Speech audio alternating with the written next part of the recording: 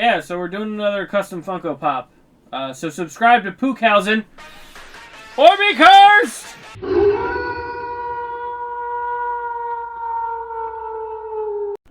Today's Funko Custom Pop is Kid Gorgeous, or Donovan Danhausen, an independent wrestler who became famous through memes and creating a brand new persona. Being the bad guy and the heel, he was born August 17th, 1990. His first debut to wrestling was October 18th, 2013. Having the heel or villain aspect of wrestling not really work out as well as he'd like.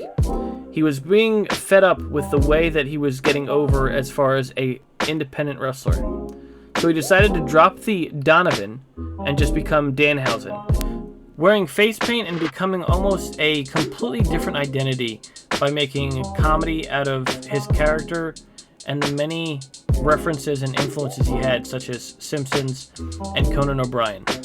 He started doing odd things as his gimmick, such as taking human teeth and putting them in his opponent's mouth, and cursing them to hope something bad would happen to them. He has now become part of memes such as No Swearing and The Ass Boys.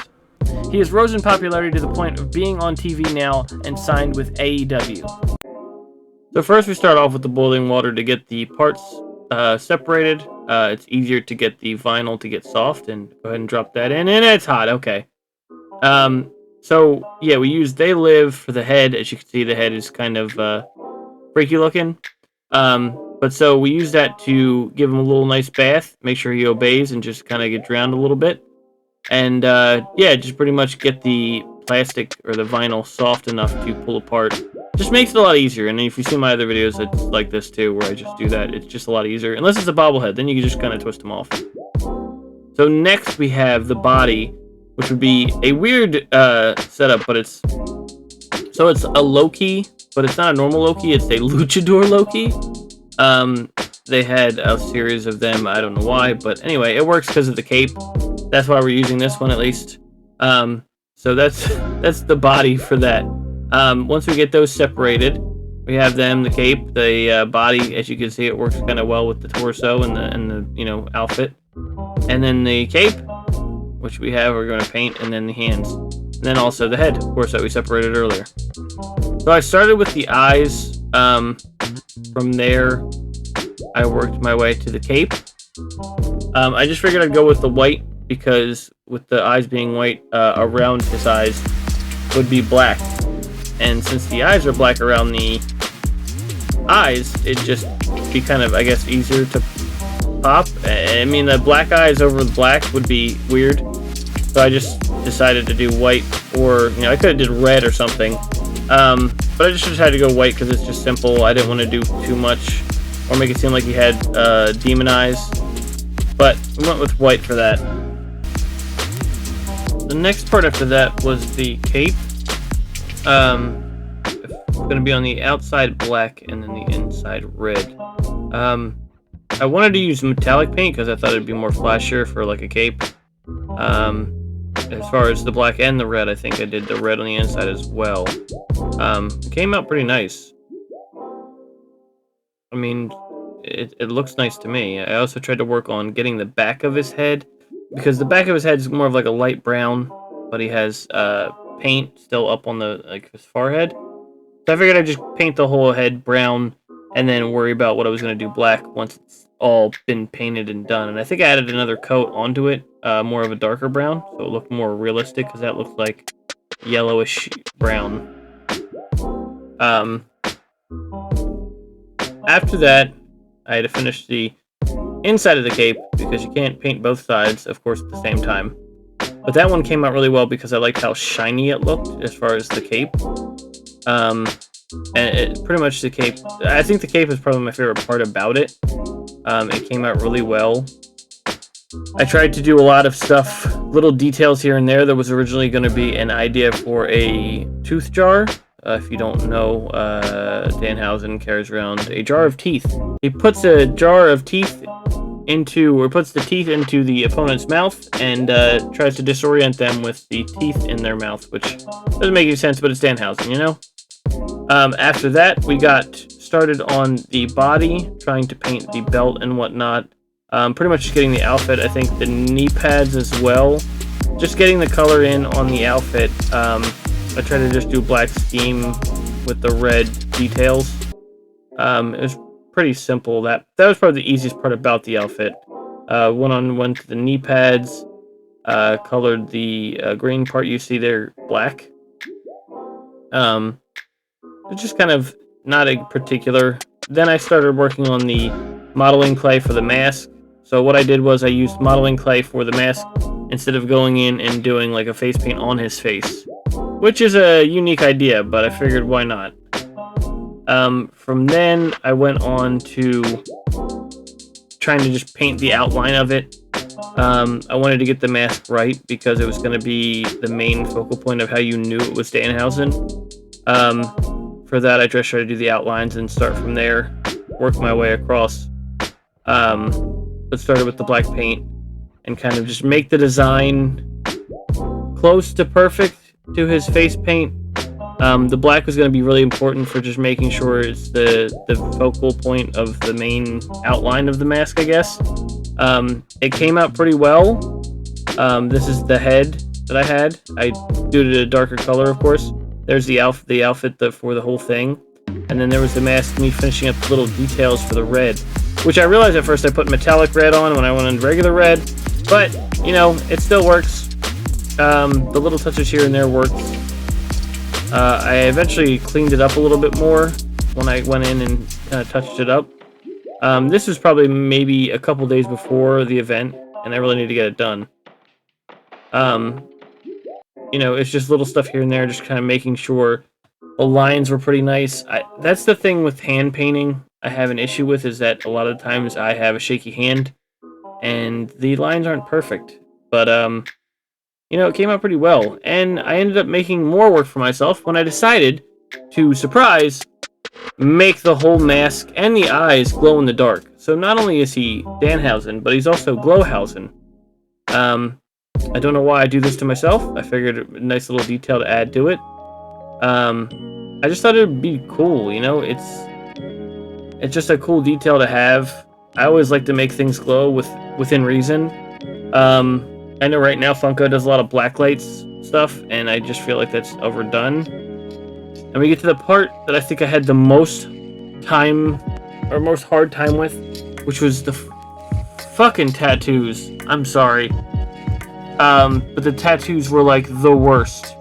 I hated everything about it. The tattoos were just beyond the worst part about it. It was trying to get in there real nice and deep, like, and making sure we could make every little detail to the tattoos. And I don't think I got all the tattoos. I don't think I'll make another person with tattoos for a while. I had an idea to make AEW wrestler Luchasaurus, and also Chris Statlander. Those were just two ideas I had because I love those two wrestlers as well. But they both have tattoos, and I'm like, I don't know if I want to do another tattoo one right now. But right now, this was more of a spur of the moment, and I was regretting having to make the tattoos of all. I wanted to do some kind of thing with, like, vinyl or, like, a cricket, and do, like, kind of like I forget what they call it, but it's like making a sticker out of it. You know, like a transparent sticker, and making it just his tattoos, and just all I had to do was stick them on. But that didn't work out well. My idea for that couldn't really be put together. So I ended up just kind of hand drawing them, which they came out pretty shitty, considering when you're seeing me doing this, it was pretty much the day before I had to get there. But I knew the tattoos were going to be the hardest part, and I want to make sure everything else was right before I fucked that up. No swearing, no swearing. I'm sorry. So it was kind of just difficult to get the tattoos right. It was probably the worst part about everything.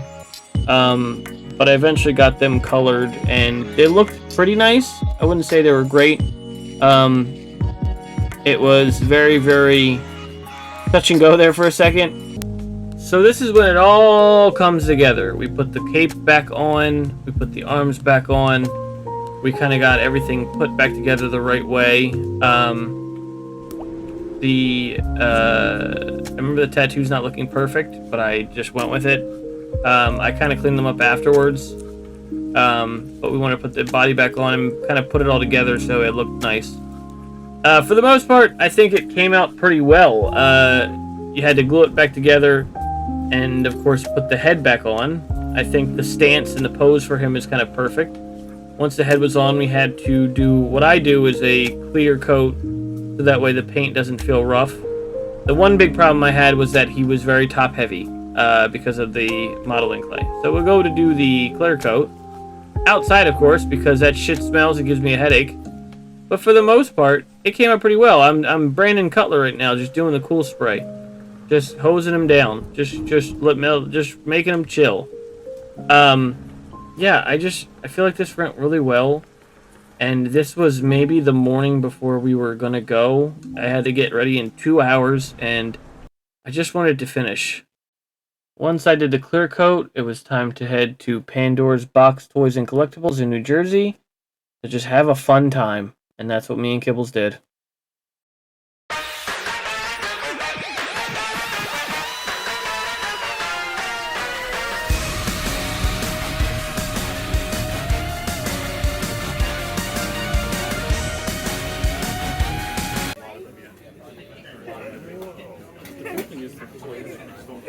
Did you want Michael, whatever his name is, from Ant-Man? Well, there he is. There he is. There you go. I've always I forget what his character's name is. Hey, he's the number one. He's the number one what?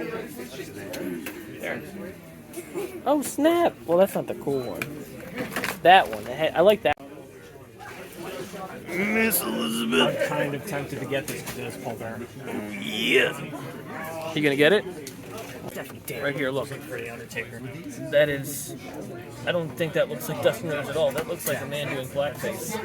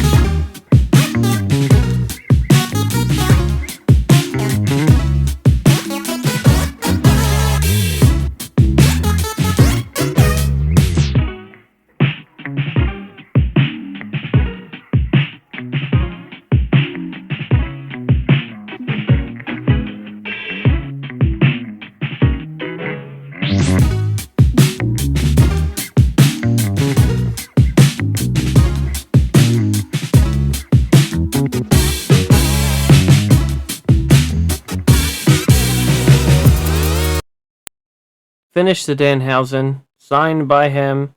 I loved it. I love the way it came out. I got an 8x10 of Danhausen. Just basked in his glory. And speaking of basking in his glory, I also got a chased Keith Lee there. It was a phenomenal time, and I had fun.